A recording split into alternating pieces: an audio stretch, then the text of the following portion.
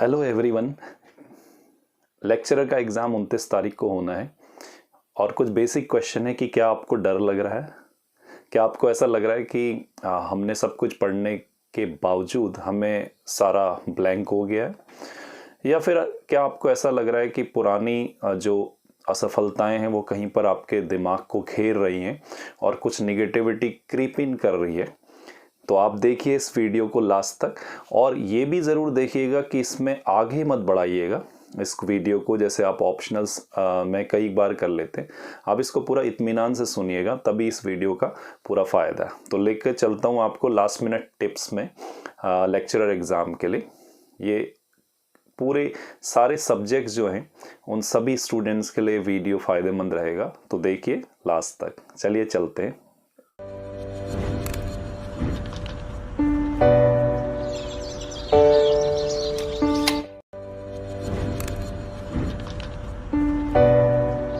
तो शुरुआत करते हैं दोस्तों। और पहले तो आप सबको बधाई कि आप बहुत सारे कष्टों के बावजूद, परिवार के प्रेशर को झेलने के बावजूद, कई बार बच्चों को इग्नोर किया होगा, कई बार पेरेंट्स को इग्नोर किया होगा, कई बार खुद से फ्रस्ट्रेट और गुस्सा हुए होंगे, और कई बार जो है आपने लड़ाई झगड़ा भी किया होगा, कुछ बहस हो गई होगी, और कई बार खाना भी नहीं खाया होगा। बहुत सारी ऐसी दिक्कतें झेली होंगी जिसके परिणाम का समय अब आपके सामने है और उसको एक हीरो की तरह पूरा करना है, और ये वॉर आप जीतेंगे। और तब ये जो आपने दुख दर्द झेले हैं अपनी ज़िंदगी में इस एग्ज़ाम को करते वक्त, यही आपकी सक्सेस स्टोरी के सबसे चमकते सितारे होंगे। तो चलते हैं लास्ट मिनट टिप्स में। तो दोस्तों, सबसे पहले जो याद रखना है कि बहुत ज़्यादा यूट्यूबर्स को मत देखिए, और जो बहुत ज़्यादा एक्सप्लेन करके बता रहे हैं पूरा, इतना ज़्यादा मत सुनिए, क्योंकि वैसे ही आपका मन बहुत पजल्ड है। ऊपर से आप अपना कुछ बना के रखा है आपने अपने अंदर कि मैं इस तरीके से पेपर करने वाला हूँ, और फिर अचानक आप इतनी ज़बरदस्त एक्सप्लेनेशन वाली टेक्निक सीख सीख के अपने दिमाग में एक्स्ट्रा और भर रहे हैं और अपने फ्लो को रोकने की कोशिश कर रहे हैं। तो सबसे पहले टिप मेरी आपके लिए है कि believe in your pre experiences. आपके अपने अनुभव हैं इस ज़िंदगी में, और ऐसा नहीं है कि आप ये पहली बार पेपर दे रहे होंगे, कुछ गलतियां की होंगी, बल्कि आप में से कई लोग होंगे जो LT देने के बाद इसमें आ रहे होंगे। तो उन गलतियों से आपने क्या सीखा, ये सबसे ज़्यादा डिपेंड करता है, क्योंकि कोई भी बाहरी व्यक्ति आपको क्या सिखाएगा, इससे ज़्यादा ये है कि आप अपने मन की सिचुएशंस और अपने मन के अंडरस्टैंडिंग को समझते हैं।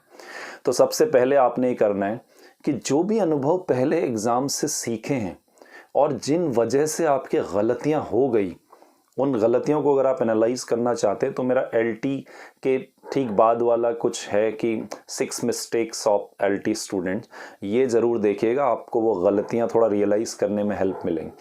तो वो गलतियां जो हो गई, उसने आपको जो टीच किया है उससे बढ़िया कोई टीच नहीं कर सकता।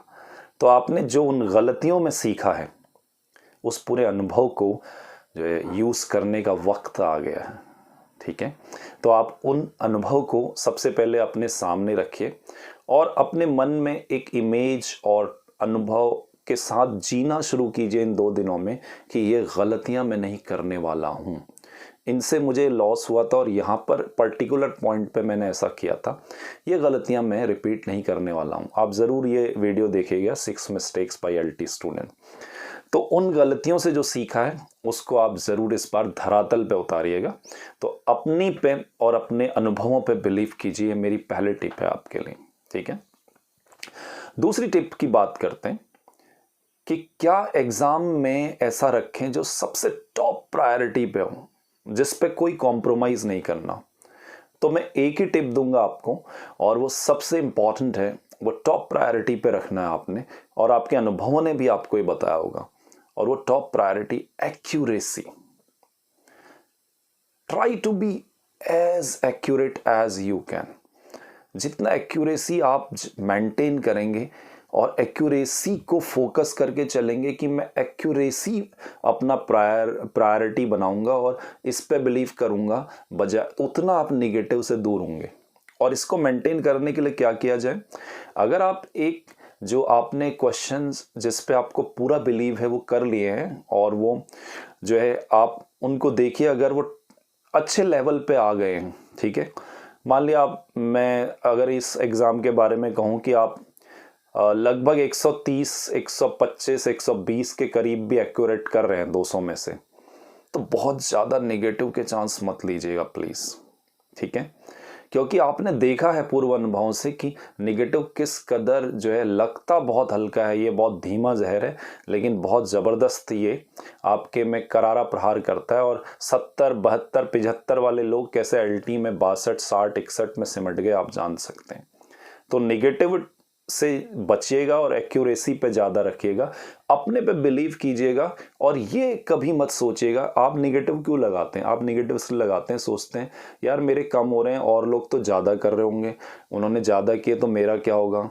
अब ये आप किस पे सोच रहे हैं, उस बात पे सोच रहे हैं जिस पे आपको यकीन ही नहीं है नेगेटिव क्वेश्चंस लगाने के लिए। तो एक तो ये वैसे ही आपका धरातल पे गलत है कि आपको जो आता ही नहीं उसको आप नेगेटिव लगाने के लिए ये वाली सोच का सहारा ले रहे हैं। और दूसरी सबसे हाइपोथेटिकल सिचुएशन ये है, आप जो सोच रहे हैं कि दूसरों ने क्या किया होगा, क्या पता दूसरों ने वो किया ही नहीं हो इतना हाई लेवल जो आप सोच रहे हैं, ठीक है। तो आप अपनी मेहनत पे भरोसा रखिए, और नेगेटिव में जो ये आपके माइंड में थॉट्स आते हैं नेगेटिव ज़्यादा लगाने के लिए, इनसे बचिए। तो बी एक्यूरेट, ठीक है। और एक्यूरेसी अगर आप रखेंगे तो मैं अभी बताऊंगा कि कैसे वो करें, ठीक है। तो एक्यूरेसी रखिए, और अभी मैं प्रोसेस में बताऊंगा कैसे हम एक्यूरेट हो सकते हैं और किस तरीके से हमारी एक्यूरेसी के चांस बढ़ सकते हैं। तो इसको पूरा सुनते रहिएगा ध्यान से। अब शुरुआत से चलते हैं। सबसे पहले फटाफट मैं बोल दूं कुछ टिप्स, फटाफट नोट कीजिए। सबसे पहले अपने कम्युनिकेशन जो है अपने मीन्स ऑफ ट्रांसपोर्टेशन को बिल्कुल श्योर कीजिए।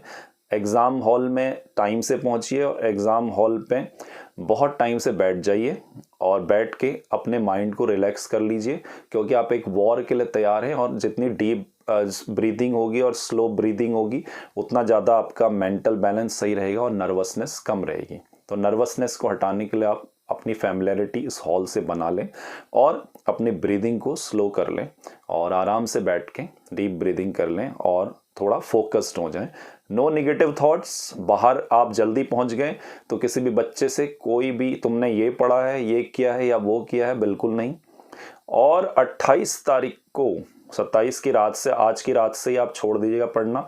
28 को बिल्कुल पढ़ना नहीं, क्योंकि ये एक सिचुएशन ऐसी आ चुकी है कि आपकी चाहे कितनी मेहनत हो, मैं आपको बता दूं कि आप जो है ये सोचेंगे ये भी नहीं आता वो भी नहीं आता, और जैसे ही कोई चीज़ खोलेंगे 28 को, तो अगर एक भी क्वेश्चन ऐसा आ गया जो आपने पढ़ा था और आप नहीं कर पा रहे हैं, तो मोरल यहाँ से यहाँ आ जाता है, और फिर वो माइंड का एक जो है बेंट बन जाता है, थॉट बन जाता है, और 29 तक खूब नरिश हो जाता है और ज़्यादा परिपक्व होकर और ज़्यादा आपको नेगेटिव बना देता है। तो आप इसीलिए 28 को मेरी मानिए एक भी शब्द मत पढ़िएगा। आप कुछ नहीं ज़्यादा हो सकता नया, तो आप जिसको रह के आप बैठे अपने पे बिलीव कीजिए, सबकॉन्शियस के पावर पे बिलीव कीजिए। जो आपके अंदर है वो है, चाहे कितनी भी नेगेटिविटी आ रही है उसे दूर भगाइए। वो कहीं नहीं है, सबकॉन्शियस में आपके सब कुछ है, और वहाँ पर वो पूरा परफॉर्म करेगा, लेकिन तभी करेगा जब मशीन को पूरा रेस्ट मिला होगा।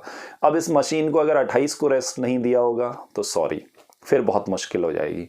दूसरा, इस मशीन को रेस्ट देने के लिए सबसे इम्पॉर्टेंट बात है कि आप चाहे कितनी भी दूर हों, आप ये सोच रहे हो कि 2 बजे से पेपर है, चलो सुबह ही पहुंच जाऊंगा, 9 बजे भी पहुंच गया तो क्या फर्क पड़ता है। No, that will be a blunder.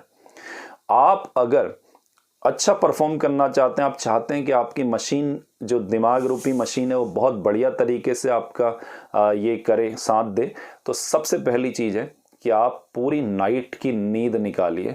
और इसके लिए आप चाहे आपको होटल का बिल देना पड़े या कहीं रुकना पड़े, आप इस रिस्क को लीजिए और ये चीज़ कीजिए, क्योंकि इसमें सबसे बड़ी बात यह है कि अगर आपको रात भर जो है रेस्ट मिलेगा 8 घंटे का, तभी आप वहाँ परफॉर्म करेंगे। ये सुबह पहुँच के कुछ नहीं होता, 9 बजे 8 बजे वो आपका माइंड बेसिकली थका हुआ होता है।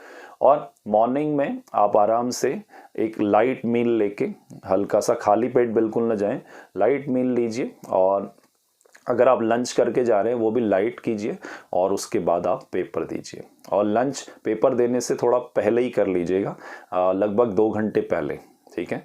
और लाइट मील लीजिएगा, बहुत ज़्यादा हैवी नहीं और ऑयली और या कुछ ऐसा नहीं, क्योंकि बाहर ज़्यादातर लोग ऐसा खा लेते हैं जल्दी में। ठीक है, अब आप चलते हैं अगली चीज़ कि जैसे ही पेपर आपके हाथ में आएगा, पिछली बार एलटी में लोगों ने गलती की थी, ये पेपर का आगे और पीछे दोनों साइड जो इंस्ट्रक्शन है वो पूरा पढ़िएगा।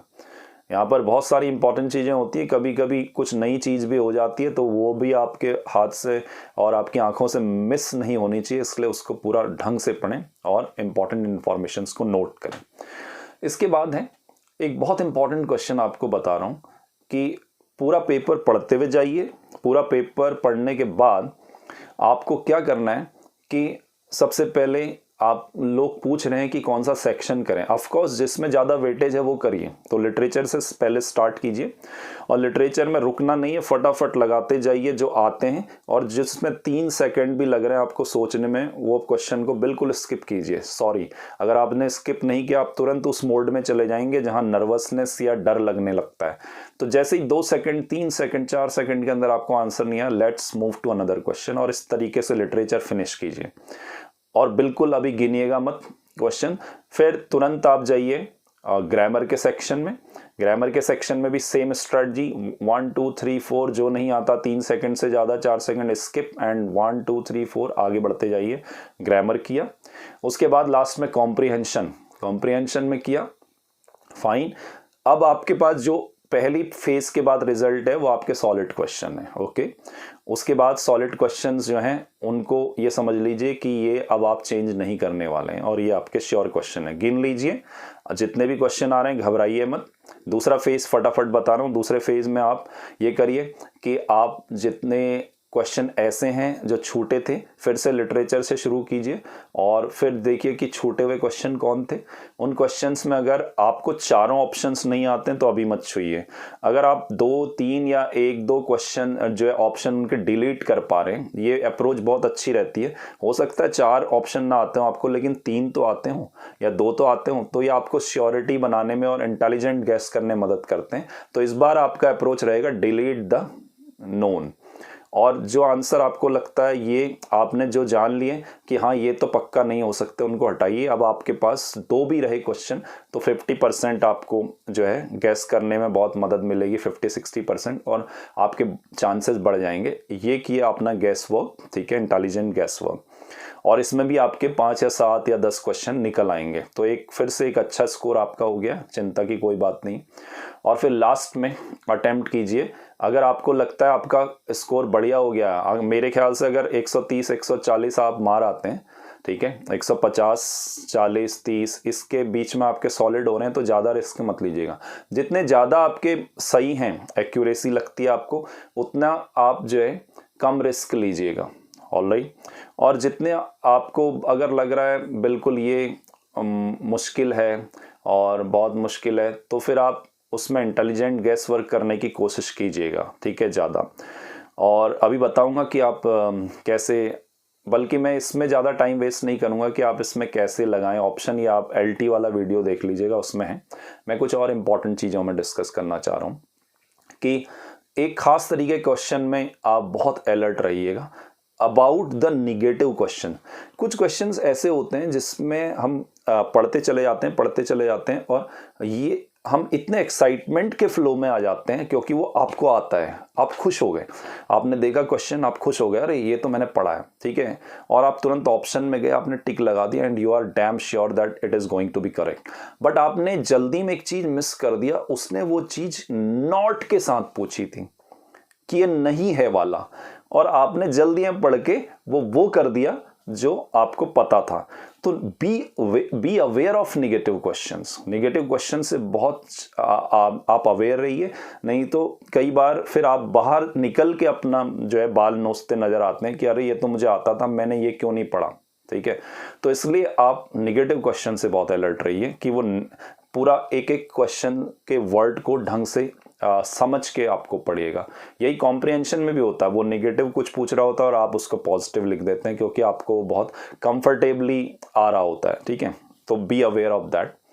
दूसरा, अगर आप इसमें जा रहे हैं मैच द फॉलोइंग में, तो मैच द फॉलोइंग में कई बार आपको सिर्फ एक ऑप्शन आता है कि ये वाला इसका सही है, तो कभी कभी वही आपको, ज़्यादातर केसेस में वही आपको पार लगा देता है। तो आप जब ऑप्शन देखेंगे, जिस वाले में आपका वाला सही, जिस पे आपको पूरा विश्वास है, 4 में से एक सही है, आपको पता है, तो वो एक सही वाला किन किन ऑप्शन में दिख रहा है, उन ऑप्शंस को छांट लीजिए। तो ज़्यादातर केसेस में ये होता है कि वो एक ही ऑप्शन होता है या फिर 2 होते हैं, तो 2 ऑप्शन में आपको गैस करने में थोड़ा अगर प्रेशराइज करेंगे तो ये हो जाएगा। गैस वर्क कैसे करें? गैस वर्क जब भी करें तो ऐसे करें कि अगर आपको 2 में कंफ्यूजन हो रहा है तो उसको क्रॉस रेफरेंस में जोड़ने की कोशिश करें। क्या ये ऑथर इससे पहले था? क्या इससे पहले कोई बुक आई थी? ये किस एज का है? क्या इसमें ऐसा हो सकता है? क्या इससे पहले टी.एस. एलियट लिख रहा था? क्या W.B. येट्स ने इसके बारे में कुछ कहा है? क्या किसी ने इसका कुछ वर्क ये किया है? तो अगर आप इसको ऐसे cross question, cross references, elusive और जो है लिटरेरी हिस्ट्री और इनसे जोड़ेंगे तो आपको इंटेलिजेंट गैस को करेक्ट तक पहुंचने में बहुत मदद मिलती है और आपको वो कीवर्ड मिल जाते हैं जहां से आपको पता लगने लगता है यस ये सही है। ठीक है, तो एक ये कीजिएगा। दूसरा, एक और चीज बहुत इंपॉर्टेंट है, जब हम वहां पर पेपर करने में आते हैं और मान लिया आपको लग रहा है कि क्वेश्चन पेपर बहुत डिफिकल्ट आ गया और आप कंफ्यूज हो गए और आपको लगने लगा है मुझे कुछ नहीं आ रहा है, और फिर आप जूझते नजर आते हैं पेपर, नो, तब आप जूझिए मत। जैसे ही आपको लग रहा है ऐसा कुछ होने लगा है मेरे साथ और मुझे ऐसा लग रहा है, लीव द पेपर, उसको रख दो साइड और 2-3 मिनट आप आंखें बंद कर लो, आराम से अपने को संयत करो, बैलेंस करो, डीप ब्रीदिंग करो और अपने आप को पॉजिटिव मैसेज दो, आई कैन डू इट, मुझे करना है और मैं कर सकता हूं, मैं खाली घबरा रहा हूं, I need to be relax, I need to think, I need to intelligently guess and I need to work it properly, और मैं घबरा नहीं रहा हूं, I am very good, I am fine. और इसके साथ साथ डीप ब्रीथिंग लो, ये मैसेज करते हुए, और 3 मिनट, 4 मिनट, 5 मिनट जितना बैठना पड़े आप बैठिए और उसके बाद फिर से बहुत कूल माइंड से पेपर को अटेम्प्ट कीजिए, क्योंकि यही वॉर है, ये साइकोलॉजिकल वॉर है। इसमें बड़ी बड़ी तैयारी वाले पूरी तरीके से आपा खो देते हैं और जैसे ही ये होने लगे, ये सिर्फ एक वजह से होता है कि आपकी ब्रेन नर्व्स जब नर्वसनेस का शिकार होने लगती हैं तो उनको चाहिए होती है एक्स्ट्रा ऑक्सीजन और उनको चाहिए होता है एक रिलैक्स एंड बैलेंस माइंड। तो इसको कभी मत भूलिएगा, ठीक है। दूसरी चीज ये है, closing the paper is an art. मैं आज वो चीज बता रहा हूं जो एलटी वाले में छूट गया है, तो दोनों वीडियो अगर आप साथ देखेंगे तो कॉम्प्लीमेंट करेंगे एक दूसरे को, ठीक है। तो मैं बता रहा था कि आपको closing the paper is an art. जब आप पेपर खत्म कर लेते हैं और जब आपको लगता है मेरा जितना हो सकता था हो गया, तो आप ये चीज से ध्यान रखिएगा, आप कभी भी बहुत ज्यादा निगेटिव मत लीजिएगा, ठीक है। कितने निगेटिव लेने, क्या लेने, एलटी वाले पेपर में एलटी वाले यूट्यूब में देखिएगा, ठीक है। अब सबसे बड़ी बात यह है कि क्लोजिंग द पेपर के टाइम पे एक मिस्टेक सारे लोग करके आए हैं, 90% लोग, वो बिल्कुल मत कीजिए, वो खतरनाक मिस्टेक है कि आप अचानक करते वक्त आपके अंदर कुछ ज्यादा बड़ा जीनियस पैदा हो जाता है और आप कहते हैं अरे ये क्वेश्चन ये नहीं था यार, ये कुछ और तो नहीं था, और आप लास्ट टाइम पे 8, 10, 5, 7 क्वेश्चन चेंज कर देते हैं आंसर, ठीक है। अब आपको मैं एक बहुत प्रैक्टिकल अप्रोच बताता हूं। आपने जब पेपर शुरू किया था, आप फ्रेश माइंड थे, आप एनर्जेटिक थे, आपके ब्रेन को पूरी ऑक्सीजन थी और आप बहुत अच्छी तरीके से पेपर को अटेम्प्ट कर रहे थे। तब आपके सबकॉन्शियस ने एक आपको आंसर दिया था जिसे आपने कॉन्फिडेंटली टिक किया था। अब 2 घंटे बाद आलम यह है, या 1.5 घंटे बाद जब आप लगाने जा रहे हो, जितने भी टाइम पे आप खत्म कर रहे हो, कि आपका माइंड है थका हुआ, एग्जॉस्टेड, माइंड पहले की तरफ फ्रेश नहीं है, पूरी तरह एग्जाम के प्रेशर में भी है। ये सब करने के बाद अब जब आप दोबारा लगाने आते हैं और बहुत सारी चीज़ों के थ्रू होके पजल्ड भी है हल्का सा, और आप फिर उसको चेंज करते हैं, तो आप ही बताइए कि पहली सिचुएशन में लगाया गया आंसर सही होगा या जो अब होगा वो सही होगा। क्यों? क्योंकि जो सबकॉन्शियस है आपका, उसकी पावर को पहचानिए। वो अगर आपने देखा नहीं हो या आपने किया नहीं हो तो वो कभी उस चीज को आपके माइंड तक आने ही नहीं देता। वो आपके दिमाग में क्यों आया? Because you have gone through that, और आपने तब वो लगाया था। तो अब अगर आप चेंज करेंगे तो फिर आपका जो लेक्चरर बनने का सपना है वो सपना भी रह सकता है। ठीक है, ये बहुत बड़ी ब्लंडर होती है और कई लोग इसको जो है करके फिर खून के आंसू रोए हैं। तो आप लोग इस ब्लंडर को तो मत कीजिए कि last time change, no sorry, बिल्कुल भी चेंज इसमें नहीं कीजिएगा।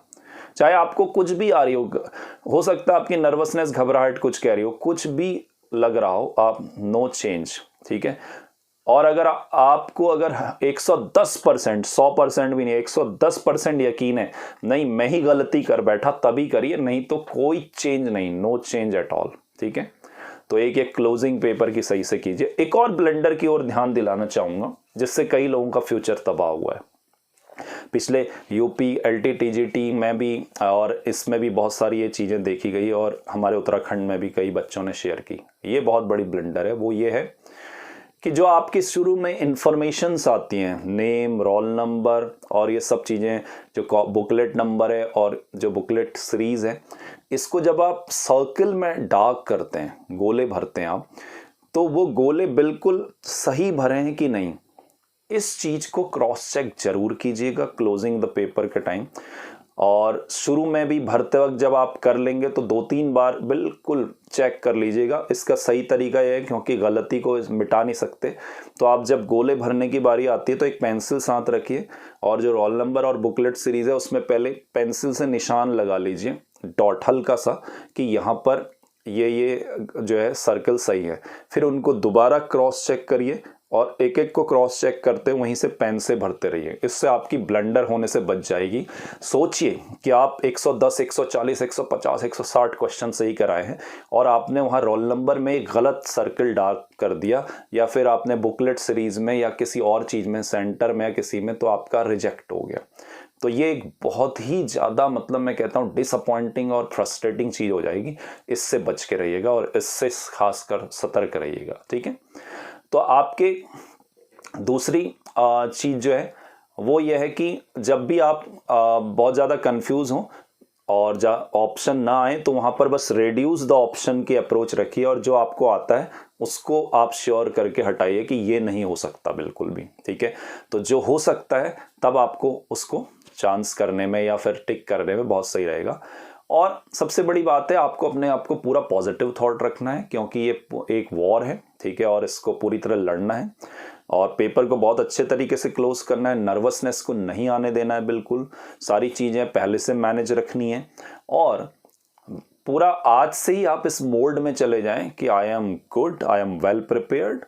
और आज रात से आप एंजॉय कीजिए, अपनी फेमस जो है फेवरेट मूवी देखिए, सॉन्ग सुनिए, सबके साथ हंसते रहिए, खिलखिलाते रहिए, बातचीत कीजिए। अगर आपके आसपास अच्छी जगह हैं, बिल्कुल शहर में, बाहर तो नहीं कहूँगा, अच्छी जगह है, बैठिए। जो लोग पहाड़ में हैं, झील जो है वो बैठ के आपको सीनरी को देख सकते हैं, नेचर को देख सकते हैं, लैंडस्केप स्केप को निहार सकते हैं।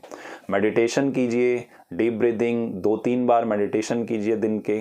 और जो है पूरी तरह अपने अंदर निगेटिविटी बिल्कुल ना आने दें, चाहे कितनी भी घबराहट हो रही है, आपको अपनी तैयारी पे भरोसा हो। नहीं, आई एम वेल प्रिपेयर्ड और मैं इस बार अच्छा करके आऊँगा।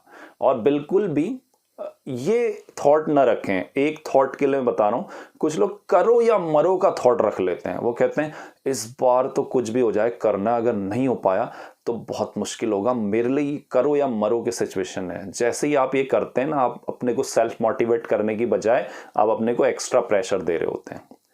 आपको सिर्फ ये रखना है, थॉट ये रखना है, I will do my best और मैं घबराऊंगा नहीं, आई एम वेल प्रिपेयर्ड। और यही मैसेज आपको देते रहो। और मेरे को कोई टेंशन नहीं, अगर जरा सा भी टेंशन किसी चीज़ में आ रहा है, ये नहीं पढ़ा, वो नहीं पढ़ा, किसी को फ़ोन करके मत पूछिए क्या पढ़ा, जरा सा भी आ रहा है तो तुरंत उसको एट द मोमेंट वहीं पर रोक के कर्व कीजिए और तुरंत कहिए no, I am well prepared. ये ज़रूरी थोड़ी कि यही क्वेश्चन आए, so I am going to enjoy my day.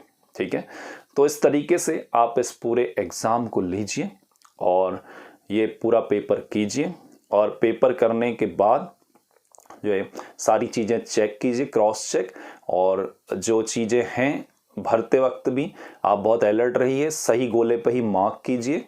और ऑप्शन जो कैसे लगाने ब्लाइंड वाले, वो उस पूरी डिटेल के लिए मैं पहले ही बता चुका हूँ कि वो कितने लगाने चाहिए। फिर भी मैं कहता हूँ कि मैं जो है अलग अलग ऑप्शन के लिए आपको कभी नहीं कहूँगा, जो भी लगाएंगे एक ही ऑप्शन लगाइएगा, और मेरा अपना मानना रिसर्च में कि सी ऑप्शन ही लगाना चाहिए, ठीक है। अगर लगाते हैं और अच्छी तरह डिटेल में जानना है तो आप फिर से पुराने YouTube में जाइए।